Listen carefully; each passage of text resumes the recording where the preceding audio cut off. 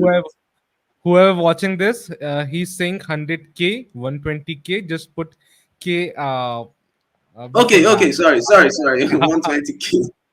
All right. Sorry. Yeah, yeah.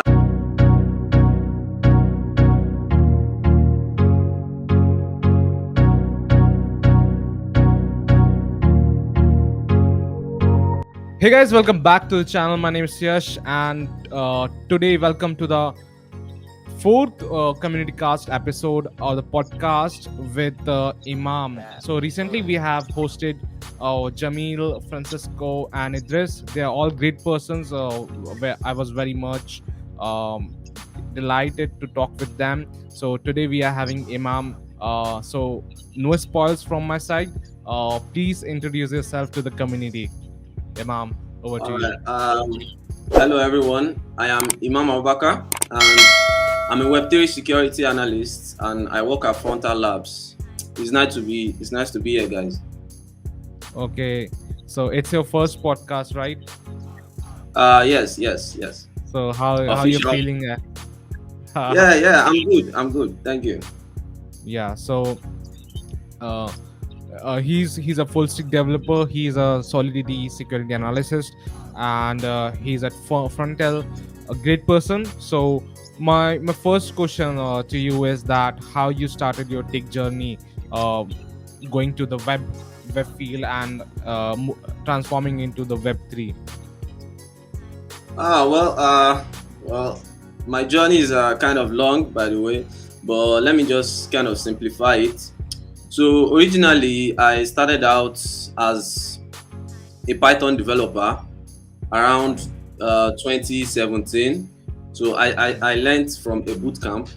So Oh, later on, I felt like maybe I should improve. So I wanted to go into web, and I started with HTML, CSS, JavaScript. I went on another boot camp for that, but eventually I started self-learning. Then later I wanted to go into backend as well, just to spice things up. And then I went into PHP. I learned PHP for a while, and I started working on freelancer, Fiverr, taking simple gigs.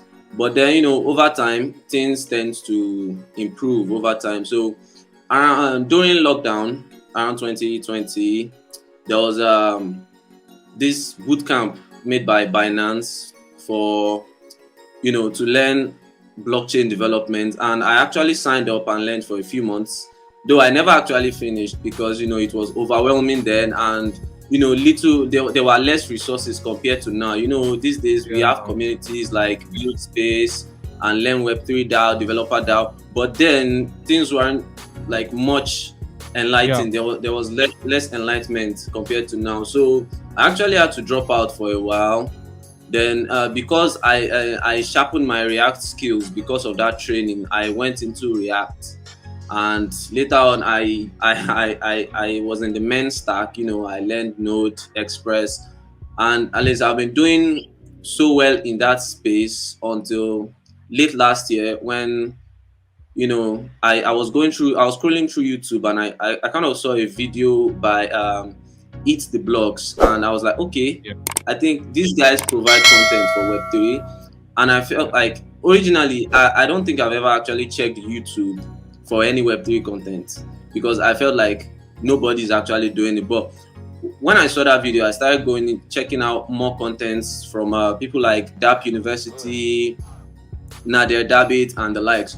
So I felt like, okay, this is something to work on. So since then I've been doing well in this space until this year. I decided, okay, I want to go into security because that's like most part of the blockchain development that most people don't really know about. And I think that was you know because of different acts going on in the Web3 space, some people are actually afraid to join, and I want to change that perspective. So I kind of went into blockchain security, and yes, doing well. So far I've been doing well in this space, working as a security analyst, and I got hired by a company recently just to work in that particular space. Though I've worked with a couple of That's companies in the past as well. But yeah, yeah, and that is Frontal, where I now work as a security analyst in Web3, and yeah, I do solidity auditing as well. So yeah, that's my yeah. journey in less than five So minutes. great, great, great, great.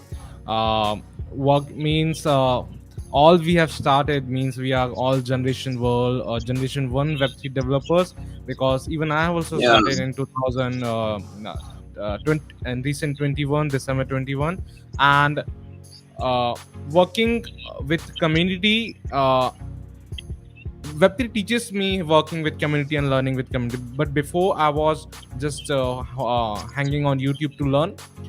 And what I can say yeah, that in previous days of Web3, there were only two main channels who helped so many developers, so many communities to build. The first one is Eat the Blocks, and the second one is DAP University. yeah, They have yeah, created yeah. a big shout out to them. They have created so much of resources, all Of course, of course. for all the world, and from them only I have some of kind of interest in the Web3. Okay, so yeah, Yeah, your role is a security analyst, and you write solidity codes, you secure them, you make them yeah, more optimized. So yeah. it's kind of a so much hectic role and so much hard working, rather than a developer's role, because securing something is more difficult than developing something. So Of course, of course. what is in your day to day of a security analysis, solidity security analysis? Well, first off, when I receive a code, probably a solidity code, I basically don't have to know who wrote the code or what the code does. When I take the code, the first thing I do is I visualize the code. I have a smart contract visualizer, so I visualize the code. I know what state variables are there, which functions are using the state variables, and which modifiers are available, which functions are using what modifiers. So once I understand the scope of that code, what the code does, then I try to understand, okay, this code, this is what it has, this is what it has, and I'll check it out. I'll check everything. Okay, I will look out for possible issues, vulnerabilities like TX origin attacks, self-destruct, and reentrancy majorly. Then I start out by checking, probably does the code have integers that can overflow, probably in a function. And I check, are there arithmetic issues in this code. So if there are none like that, which I have personally checked, once I see, okay, we don't have anything like that in this code, then I go forward. I use automated tools provided by the company. So because I can't really say much about them, but the Yeah, popular ones is a test fuzzer, like, as well. And then professionally, everybody uses Surya. Some people use Surya, and some people use Slither. Slither is a trail of bits tool. It's provided by trail of yeah, bits. Also, Manticore too is also provided by trail of bits. So these are what I basically use, just to automatically check the smart contract are there issues. So if I have corrected the code on my own hand, and I have written a report of that code, that okay, this is what is in this code, then I go forward I deploy the code basically to Ganache, and I test the fine. code there, where I run basic hack tests, and I check, okay, I try to hack the smart contract. Okay, what vulnerabilities are there? Is this smart contract hackable? So if it is, well, I have to put it down in my report that, okay, this function, I can modify it directly from my hand. Okay, probably, basically, we know that we can't change the code of the program, fine, but we can always manipulate the data entering and do all sorts of things. So I mean, if we put that kind of code on the blockchain, it will be vulnerable. I mean, most people might not notice, but for someone like me, that I just like to check out smart and verified smart contracts on Etherscan or Polygon Scan, I always check them out and say, okay, is this vulnerable? I mean, basically, if it is, as a side job, like something I do by the side, once I see that this is vulnerable, I just basically take that code, I run it, I run tests on it, I make a simple audit on it, and I send it to, if there's a community for it, I send it to the community. I tell them, okay, this is the bug I found out on your code, so make sure you work on it. And then there was this one time that I actually got rewarded for doing that. I don't want to mention the name of the community. So yes, I've really I mean, is basically what I do every day. So basically, we know we can't run pen tests on anything blockchain because that's just for Web 2. But I mean, Web 3 comes with its own dynamics, and yes, lots of issues. So basically, I just try and find a way that I can make sure everything is all right.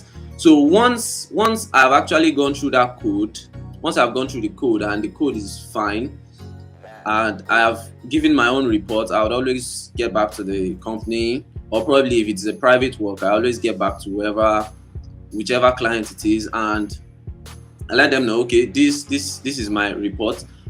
Go and work on your code and get back to me. Basically, I do actually rewrite the code on my own hand and send it to them as well. So I will know these are the corrections I've made.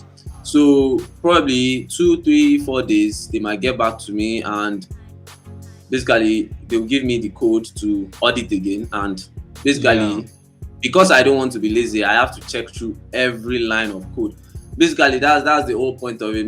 If you check through each line of code and you understand what each line does, you would know where we can find vulnerabilities, and then test, and fuzzing test really helps. So I mean, when you keep private variables on there are some data that you don't want to keep on the blockchain. There's some information like that. I mean, a lot of people feel like, okay, if my state variable is private, nobody can read it. It's not actually true. It might be private, but I mean, there are ways that you can use to access them. So that's Yeah. basically just it. That's basically just it for my day. Oh, great, great, great. So basically, who are thinking that blockchain cannot be hacked? So it can be, but the security analysis like you are maintaining that code of solidity, because uh, previously there are so many news for Ethereum going out of the account and something like this, but the you are securing them as a security analyst, so it's Yes, great, yes, great. yes, yes. It's great work by you. So how can one become a solidity security analyst? Well, for one, it's not really hard. And one thing though, if you want to learn to become a solidity security analyst, the best way to learn is by actually learning the programming language itself. Solidity for me, because I have learned almost 7 programming languages by now, because I'm actually a CS student, Wow. and Yeah. yeah, so I've learned a lot of languages. So I see Solidity as a language that is not yet robust. I mean, the language is still developing, so there are actually less codes, and I mean, it's really easy to understand if you have a background knowledge of either Python or JavaScript, because most of those codes, they basically just like mimic what is already in one programming language and just put it there. So first off, if you have background knowledge of probably JavaScript or Python, it will be much easier for you. Or if you're a cybersecurity engineer already in the Web 2 space, and you know how it works there, with all the pen testing and stuff, when you are coming to the Web 3 space, it will be much easier for you because you are just learning Solidity. So once you learn Solidity, the next thing you want to do is just learn what the blockchain is all about, because there's this basis to blockchain knowledge that people don't really know yet. I mean, I could tell you a few things about the blockchain now that you'd be like, okay, I don't know this before. So basically, you want to learn more about the blockchain, um, Cryptography, yeah, cryptography is something helpful. I mean, we basically want to try and break a code, so we really need to understand cryptography. Then, more or less, you are going to need to learn tools. You are going to use resources like Yeah. Further. We have Further. It has this availability of scan nodes that we can use. And in fact, the company I work with, we're actually developing something like that as well. So I mean, people will be able to use it. So basically, and with Further, what Further does basically is you can create. They already have scan nodes. So what you have to do is to create your own detection bot with either Python, TypeScript, or JavaScript. So you can be able to run it, and it's available for multiple blockchains at the moment. So I mean, that's one way. So it's like an automated way of learning to secure stuff. Then you want to learn how to use audit tools like Slither, Echidna, Manticore, and Osiris, Oyente. These are tools that a lot of people would want to learn. You don't have to learn everything, but you just need to have like 2 or 3 that this is what I really do. So there are some tools that work with symbolic execution. There are some tools that basically they just do one thing, fuzzing. That's what they are used for. So basically all these tools, they have different things they do. So once you learn how these tools work and you understand them, you are good to go. So another thing you want to take note of is previous exploits. You want to look into them. You understand? Like the normal breach exploits now. Basically, I had to check out like the entire breakdown of how the exploit happened. Once I understand how this exploit happened, whenever I'm working on a code, or I'm trying to check out a code, analyze a code, I would always check out, okay, what cost Nomad 190 million? What cost Nomad Bridge 190 million is a big mistake. When I'm checking code, I don't want to make that same mistake that their own developer did while making that bridge. So basically, learning from attacks that have happened previously, you use it to you learn more, know what is going on, and you'll be able to like, okay, this is what I need to do. So I mean, it's not really much of a thing, but I mean, if you put the passion into it, you can always learn. I mean, some people will basically just stick to being a Solidity developer because Solidity on its own, I mean, it's a really cool language, and you can build smart contracts on the fly. You can do amazing stuff with Solidity. So I mean, yes, you can do amazing stuff with it, but someone like me won't just do stuff with it. I have to make sure that what you are doing with it is something that is secure, so that when you actually release it on a blockchain, it won't break. Me saying it will break is because I mean, we have denial of service attacks on smart contracts. It's very much possible. You might be the owner of your smart contract, but if there is a flaw, are you with me? Yeah, I'm with you. So I mean, you might be the owner of your smart contract, but if there's a flaw in a lot of smart contracts, could actually suffer from denial of service attacks. I mean, whereby if there's an actual flaw in that smart contract, an hacker can basically revoke you of your ownership of that smart contract. All right, so these are the kind of things that people want to look out for in their code to make sure that it is secure, and things like this won't actually happen, because vulnerabilities in smart contracts vary a lot. And initially, as the programming language, the Solidity programming language, as it improves, there are much more vulnerabilities detected as we go along. So it is very, very possible that there is a vulnerability in a Solidity smart contract that no one has actually figured out yet, until an hacker actually, they exploit that vulnerability. And that is why it is always good to refer back to previous attacks and see what went wrong, so that whenever you're auditing a code, you can always check back and make sure something like that is not present in audited code, because some of these automated smart contract, their code coverage and automated tools used to check the smart contracts, like Slate, as I said, their code coverage is not 100%, it's never 100%. So there are mistakes, there are flaws in those projects too as well. So you have to make sure that you as a person, you are able to do 95% of the work and probably Yeah, yeah, leave the remaining 5% to the tools, so that you as a person can always be assured that, okay, if this project lives on for 100 years on the blockchain, it hmm. is very, very secure. So that is it. Yeah, yeah, great. So actually, even I'm also creating a course on Web3 solidity. I have posted something Yeah. 5 to 6 videos on solidity. We are covering full fledged solidity. So basically, Okay. I've recently posted a video on overflow in solidity. So Okay.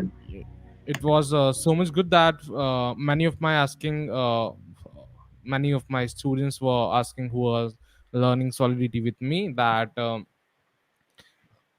if the recent versions of this solidity, like solidity 8.15, has overcome the problem of overflow. So Yeah. the previous versions were having this problem, and but recently, because securing more smart contracts very much, they have dumped the overflow problem. Yeah. Yeah. Yeah. Yeah.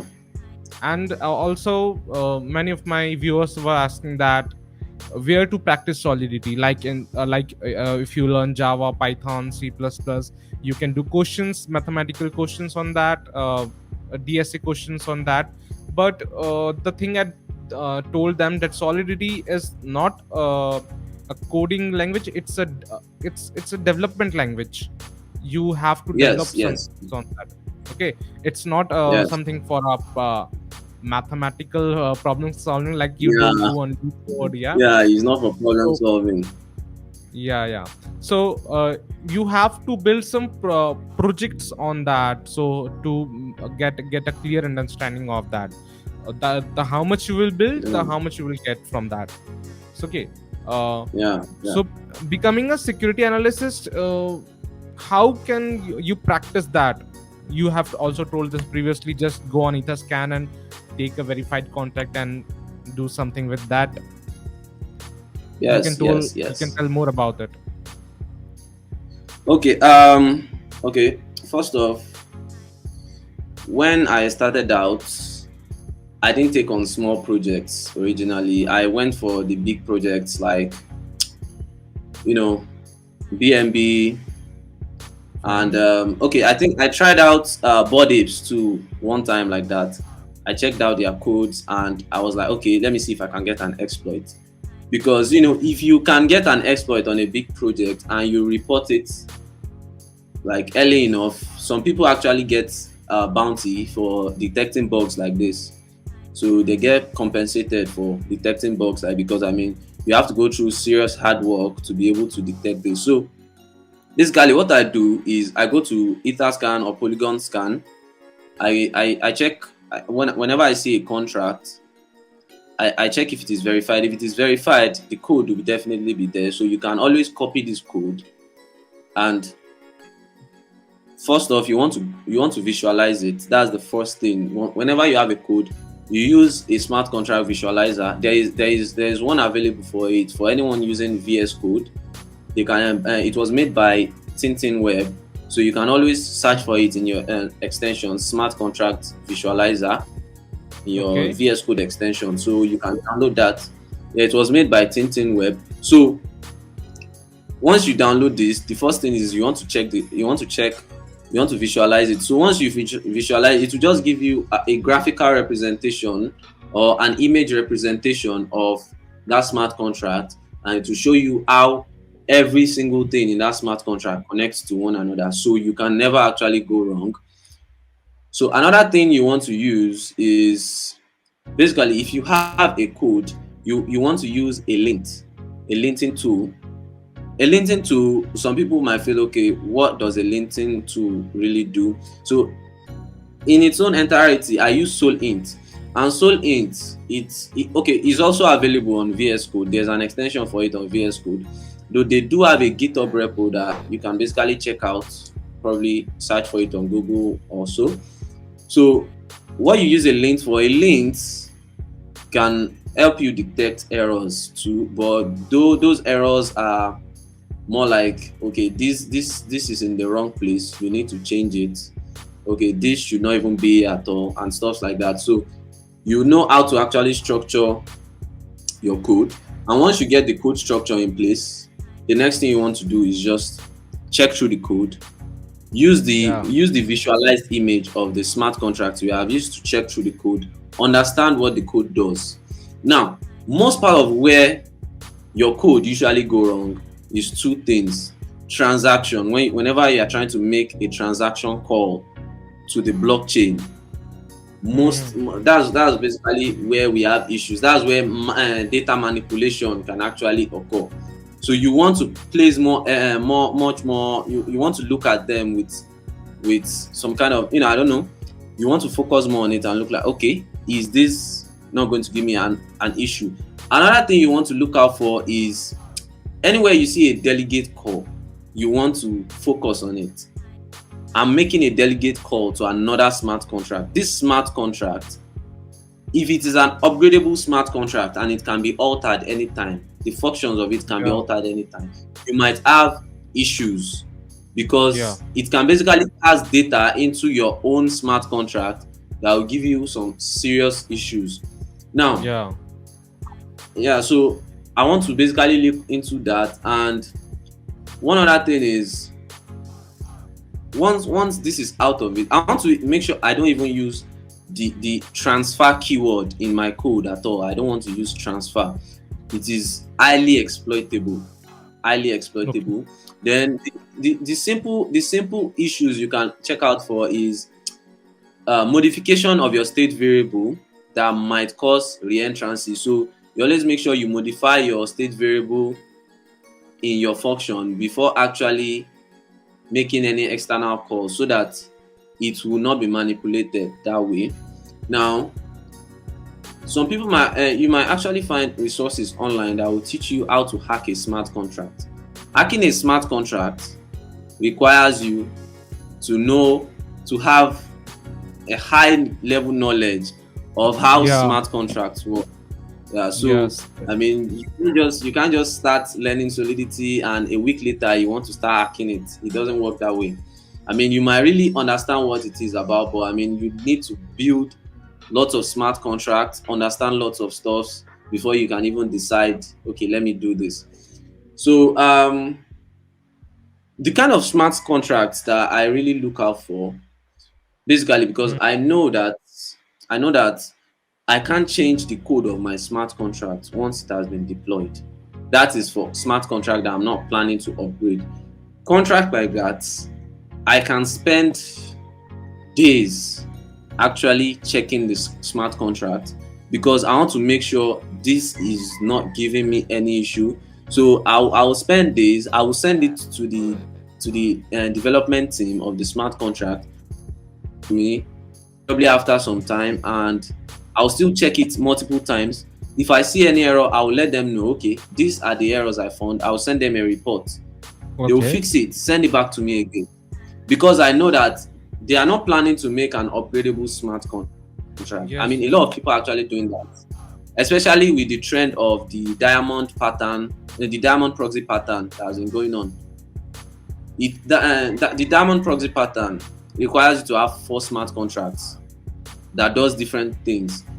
If you are not a solidity master, you don't even want to try that smart contract at all. So because of this, I mean, companies might hire a smart contract developer that doesn't really know much. They can actually build smart contracts, but sometimes they just don't understand all the low-level calls, or even how the EVM assembly works, or how the EVM processes this smart contract. A large understanding of the EVM would help you understand what kind of exploits you need to look out for in your code. I mean, an hacker coming to someone like me now, okay, let me say I want to hack a smart contract. The basic thing I'll look out for is Hmm. the functions you are trying in that on your smart contract. How can I manipulate it when it is on the EVM, when the data is being passed to the EVM? I mean, the EVM processes all of this. But if the low level calls are actually having issues, something like delegate call, for example, there are ways to manipulate it, and we want to look out for this. So, moving on from that, we know that we can't change smart contract, but upgradable smart contracts now, they're a bit of a problem on an end. So mostly, organizations that use upgradable smart contracts, they want to have a DAO attached. So they want to have a DAO that basically controls how that smart contract works, so that Yeah. there won't be any issues at any point in time. So it won't be one person working with the whole proxy. I mean, proxies are a bit of issue on one hand, and we don't really want to get in trouble with that. So I mean, any Yeah. decision that is being made will be made collectively. It won't be a one man decision. It won't be managed by one person. So I mean, these are basically the kind of things you want to look out for, and basically what you want to do on your day to day if you are a Web3 security analyst. Though there are other things that I do apart from auditing solidity. Basically, apart from having a smart contract, your smart contract might be managed by a DApp because it is connected to something on the front end. Now, if someone actually can hack your front end, or they take control of your front end, your back end might not be safe as well. I mean, basically, Yeah. we know all of this. Okay, for example, of course, we require authentication to use this, right? And we actually get that authentication out of the way. All right, and I'm in your platform. If I Hmm. can manipulate front end data to your smart contract, there will be nothing holding me back. Because I mean, Okay. there are some projects like that. It might not be specifically monetary, like it is not based on the value of my wallet or stuff like that. But there are things like that. Okay, for example, imagine someone using an arbitrage bot. Basically using an arbitrage bot on a DEX requires the prices to drop and increase as trade go on.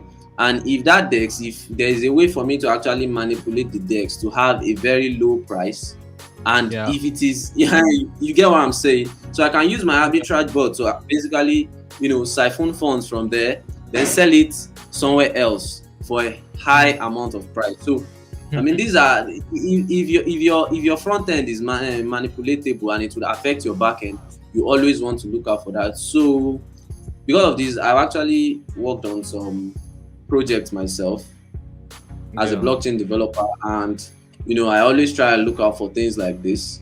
I mean, you don't actually have to be a security analyst to make sure your front end is secure. You might be better at front end than working with smart contracts. So basically, Yeah. we always have to pick what we are good at. And basically, if you are not good at writing smart contracts, once you are done with your smart contract, just give it to somebody. The person doesn't have to be a security analyst.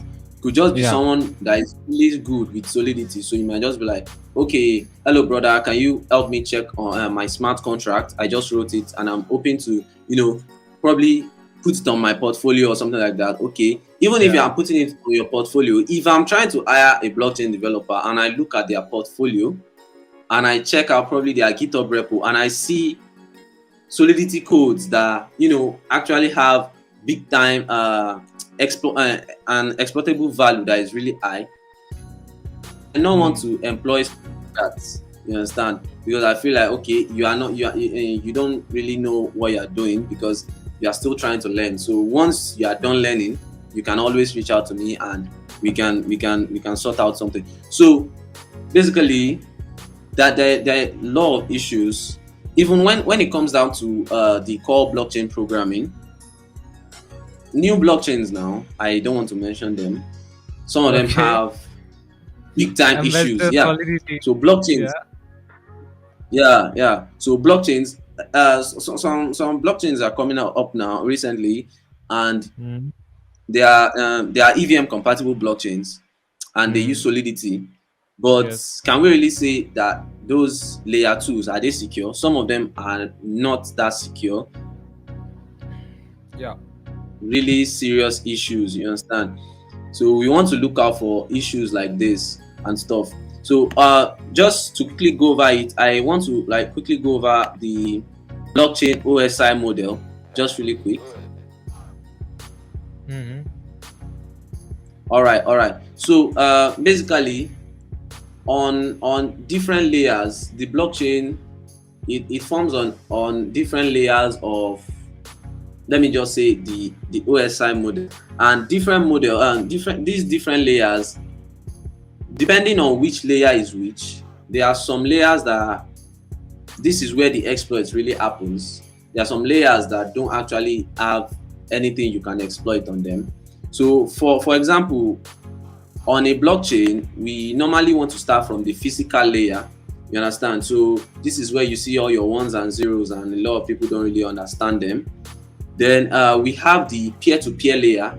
You understand? Yeah. So this is where we have our participants, our our on-chain participants, like the miners, the nodes, the validators, and if basically the best part about a blockchain is being able to know, okay, is this miner, is this a node, is it malicious?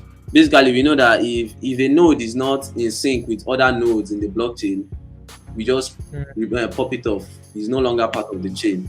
Understand? So another layer is the consensus layer. Understand? This is the very popular one: proof of work, proof of stake.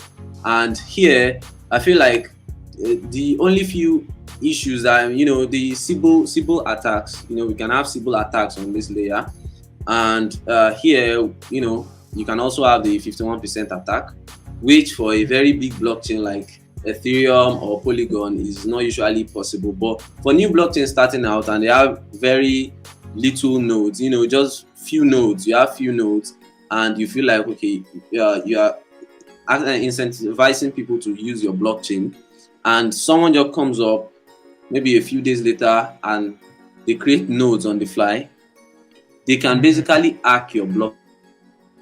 Of course. This Of is not course. good for anybody. This is not good for anybody. So another layer we have is transaction layer. Basically, this is where we have our state updates, the contract call, Yeah. asset transfers, and virtually any activity on the blockchain exists in the transaction layer. So, and we know that Yeah. it is below the consensus layer, like it is above the consensus layer. So the consensus layer, Yeah. then comes the transaction. Because it is this consensus that will decide on the way the transaction works. I mean, we know that with proof of work consensus, we have miners, and with proof of stake, we have validators. Proof of So it's always proof of very work is different. going to end. Proof of work is going to end this in few days. Yes, the Yeah. Ethereum merge. I mean, a lot of people might be excited for Okay. that, So, and okay. some Okay. feel like, Okay. So yeah. we can make a short 10-minute podcast on Ethereum merge after this. All right, no problem, no problem, Okay. no problem. So that as you have worked so much in freelancing and doing freelancing things and doing client work, you're also in a company. So my question is that how much Web3 security analyst makes, how much the company pays or a freelancer get to make his work done? Well, personally, it depends on the skill level of whoever is being hired. Okay, so you can Personally, go from minimum to max and you can average it. yeah, okay. On a minimum of two, definitely you want two highs on it, and maximum you want to have six. Yeah, on a maximum of six, and on an average you can always get four people to work on the project, because normally you want different eyes on your project and you want to make sure it is secure. So one person can really secure it, because some people might detect vulnerabilities that other people might not understand. So No, no, that's no. My basically. question is, my question is how much a Web3 security analysis is getting paid in this current Okay, okay, scenario. the price. Yeah, Okay, all right, all right. money.